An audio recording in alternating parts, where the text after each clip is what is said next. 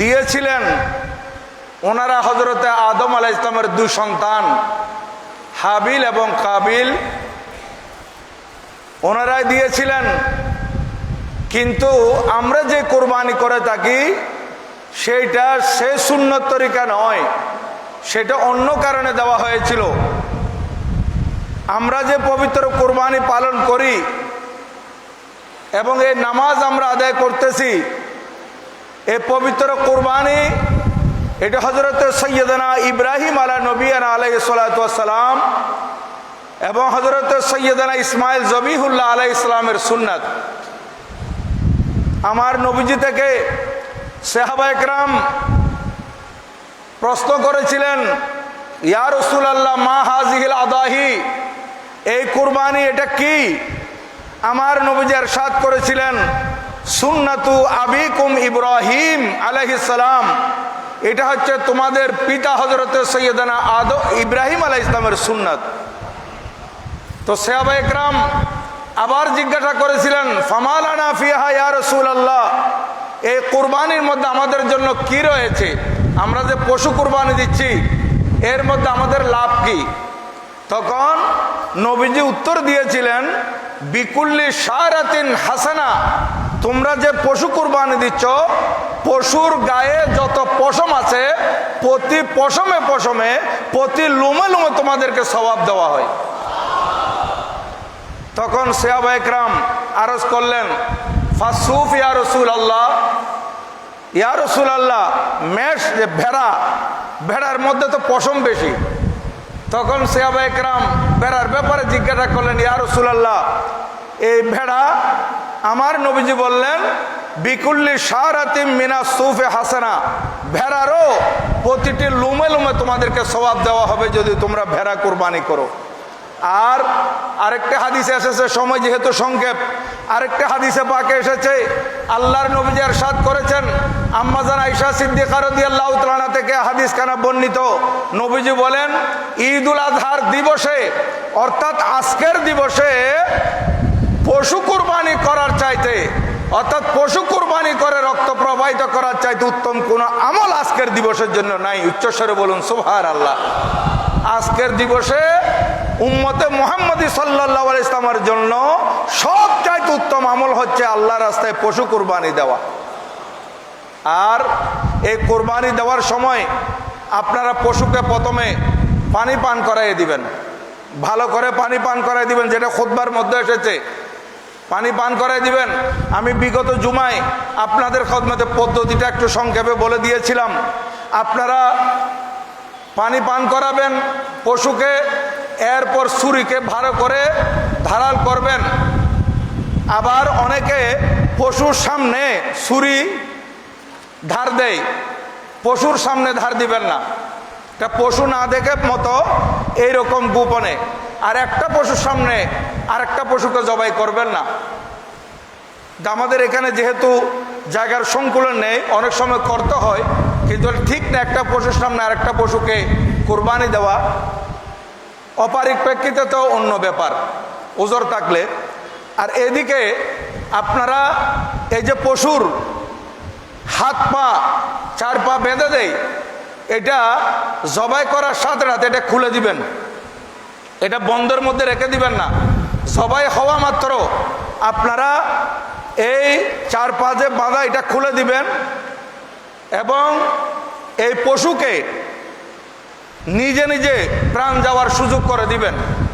অনেক সময় দেখা যায় আমাদের এখানে আমরা যে কষাইগুলো ঠিক করি এরা একাধিক জায়গায় কাজ নেই, যার কারণে তাড়াহুড়া করতে গিয়ে জবাই করে যখন দেখতেছে প্রাণ যাচ্ছে না তখন ছোড়া দিয়ে কণ্ঠনালীর মধ্যে আঘাত করে। এটা পশুর উপর জুলম, শুধু জুলম নয়, এটা শরীয়তের মধ্যে নিষেধ আছে। হতে পারে আপনার দ্বিতীয়বারের আপনি যে ছোড়া দিয়ে আঘাত করলেন এটার দ্বারাই স্বাভাবিক মৃত্যু না হয়ে অস্বাভাবিক মৃত্যু হওয়ার সম্ভাবনা রয়েছে। অর্থাৎ এই পশুকে দ্বিতীয়বার যে আপনি আঘাত করলেন এটার দ্বারা পশু স্ট্রোক করার সম্ভাবনা আছে। পশু যদি স্ট্রোক করে তাহলে এটা স্বাভাবিক মৃত্যু নয়, এটা অস্বাভাবিক মৃত্যু, এটা খাওয়া জায়েজ হবে না। এই জন্য আপনারা কসাইকে বলে দিবেন যতক্ষণ পর্যন্ত স্বেচ্ছায় নিতর না হয় শান্ত না হয় ততক্ষণ পর্যন্ত যাতে তার খাল না উঠায়, রক না কাটে। একেবারে নিস্তেজ হয়ে গেলে তারপর কাজ আরম্ভ করবে। এগুলো একটু বলে দিবেন। আর বিশেষ করে আমাদের এখানে আজকেও একজনে জিজ্ঞাসা করছে আসার সময়, গতকালও জিজ্ঞাসা করা হয়েছে যে ওই পারিশ্রমিকের ব্যাপারে। অনেকেই কি করে, ওই পশু থেকে গোশত দিয়ে দেয় পারিশ্রমিক, কিছু টাকা দিল, বলতে টাকাও দিলাম, এই কিছু গোশতও দিলাম, মিলিয়ে নিয়ে নিও, আর টাকা দিতে পারবো না।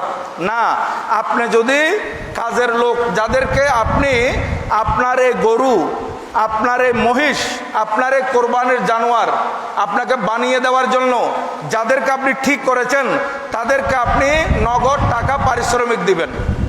পারিশ্রমিক হিসেবে আপনি যদি গোশত দেন, জবাইকৃত জানোয়ারের গোশত দেন, তাহলে আপনার কোরবানি হবে না, এটা মনে রাখবেন। পারিশ্রমিক হিসেবে কোনো গোশত দেওয়া যাবে না। হ্যাঁ, এর পারিশ্রমিক আপনি টাকা দিয়ে দেওয়ার পর আপনি যে 3 ভাগ করেছেন, 1 ভাগ নিজের জন্য, 1 ভাগ আত্মীয় স্বজনের জন্য, আর 1 ভাগ গরিব মিসকিনের জন্য, এই হিসেবে হাদিয়া হিসেবে তাকে 1 ভাগ দিতে পারেন। এটা যেটা দিবেন সেটা পারিশ্রমিক হিসেবে নয়, সেটা দিবেন আপনি হাদিয়া হিসেবে। এই মশলাগুলো খেয়াল করবেন। আর নিজের কোরবানি নিজে যদি দিতে পারেন ভালো, আর যদি নিজে জবাই করতে না পারেন, অনেকে ভয় করে, যেমন আমি এই পর্যন্ত কোনোদিন জবাই করতে পারি নাই, আমার ভয় লাগে। তো এটা না পারলেও যে কোরবানি আপনি দিচ্ছেন আরেকজনে জবাই করবে, আপনি সেখানে দাঁড়াবেন এবং আল্লাহর কাছে শুকরিয়া আদায় করবেন, আয় আল্লাহ, আপনি আজ হযরত সৈয়দনা ইসমাইল আলাইহিস সালামকে আপনি রক্ষা করেছিলেন ছুরির তলদেশ থেকে, এবং একটা পশু এনে দিয়েছেন, সেইখানে আপনি আপনার হুকুমে পশু আনা হয়েছে, আর হযরত ইব্রাহিম আলাইহিস সালাম পশু কুরবানি দিয়েছেন। সেই ধারাবাহিকতায় আজকে আমরা এই কোরবানি দিতেছি। আপনি কোরবানি দেওয়ার আমাদেরকে তৌফিক দিয়েছেন, আপনার শুকরিয়া। এটা দাঁড়িয়ে বলবেন এবং পশুকে মায়া করবেন। আপনার কোরবানির যে পশু, এগুলা সাধারণ পশু নয়, এগুলাকে আল্লাহ পাক কোরআনুল কারীমের মধ্যে আল্লাহর নিদর্শন বলেছেন, শায়েরুল্লাহ, এগুলো আল্লাহর নিদর্শন। এই জন্য কোরবানির ব্যাপারে আপনি যখন একটা পশু ক্রয় করলেন, এই পশুর দ্বারা আপনি কোনো খাদমত নিতে পারবেন না। এই পশু দিয়ে আপনি চাষাবাদে কাজে লাগাইতে পারবেন না। 2 দিন 3 দিন বাকি আছে, একটু এসে নিয়ে চাষ করাই ফেলি, না, এটা করতে পারবেন না।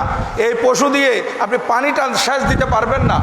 এই পশু যদি আপনি যেটা কিনছেন সেটা যদি গর্ভবতী হয়, কোরবানির আগে যদি বাচ্চা প্রসব করে, এই বাচ্চা আপনি লালন পালন করতে পারবেন না, এটা সদকা করে দিতে হবে। আর কেউ যদি গর্ভবতী গাভী কিনেছেন, হ্যাঁ, এটা দিয়ে কোরবানি হবে, কোরবানি করার পর দেখা গেল পেটের মধ্যে বাচ্চা আছে, ওই বাচ্চা যদি জীবিত থাকে সেটাকে আল্লাহর নামে জবাই করে দিতে হবে। এগুলো খেয়াল রাখবেন। এই মশলাগুলো খুবই গুরুত্বপূর্ণ এবং এখানে কোরবানির ব্যাপার, এটা একমাত্র আল্লাহর জন্যে। অনেকেই প্রতিযোগিতা দেয় যে ও 1,50,000 দিয়ে নিয়েছে, আমার পার্শ্ববর্তী, আমার একসাথে থাকে, একই বিল্ডিংয়ে থাকি, আমি যদি একটু 60 দিয়েও না নিই 1 লাখ, তাহলে 10,000 টাকাও যদি বেশ না নই, তাহলে তার থেকে তো আমি ছোট হয়ে গেলাম। এইরকম অনেকে প্রতিযোগিতা দেয়, প্রতিযোগিতা। তাহলে প্রতিযোগিতা যদি দেয়, তাহলে এখানে এই প্রতিযোগিতা দেওয়া এটা হবে না, এটা আপনি কোরবানির আল্লাহর নামে নেন নাই, আপনি প্রতিযোগিতার জন্য নিয়েছেন।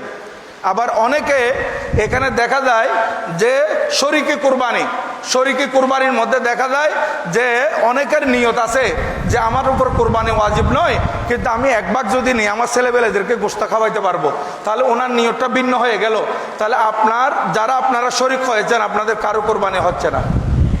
আপনাদেরকে দেখতে হবে যাদেরকে শরীক করেছেন, 2 জন 3 জন 5 জন 7 জন পর্যন্ত 1 ভাগ করে নিলেন, যে শরীকদার যারা আছে তাদের প্রত্যেকের নিয়ত হবে আল্লাহর জন্য কোরবানি করতেছি। আবার নেওয়ার সময় আপনাকে দেখতে হবে, এখানে অনেক মানুষ আছে যারা সুদি কারবারি করে, আপনি জানেন উনি সুদি টাকা লাগায়, উনি সুদি কাজ কারবার করে, ওনার সাথে আপনি শরীকদার হবেন না। কোনো সুদি ব্যক্তি, ঘুষখোর ব্যক্তির সাথে যদি আপনি শরীকদার হন, আপনি জেনে শুনে আপনার কোরবানিও হবে না।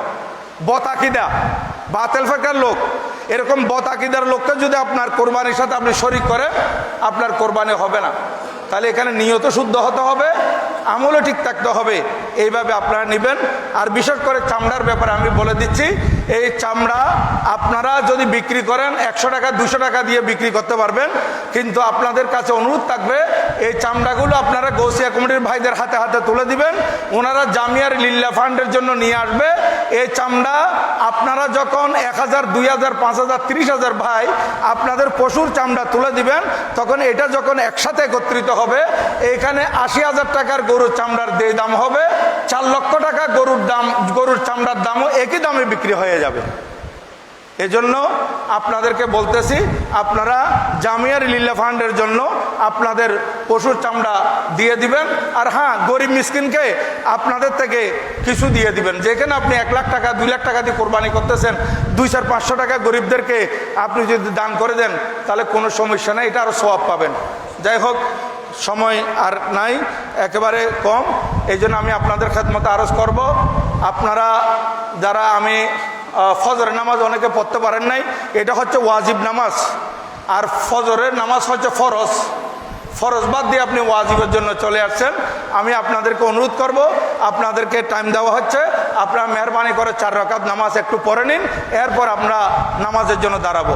আপনারা প্রত্যেকে যারা ফজরের নামাজ পড়েন নাই, মেহরবানি করে আল্লাহর ওয়াস্তে আপনারা ফজরের নামাজটা পড়েন, এরপর আপনারা ঈদের নামাজ পড়েন।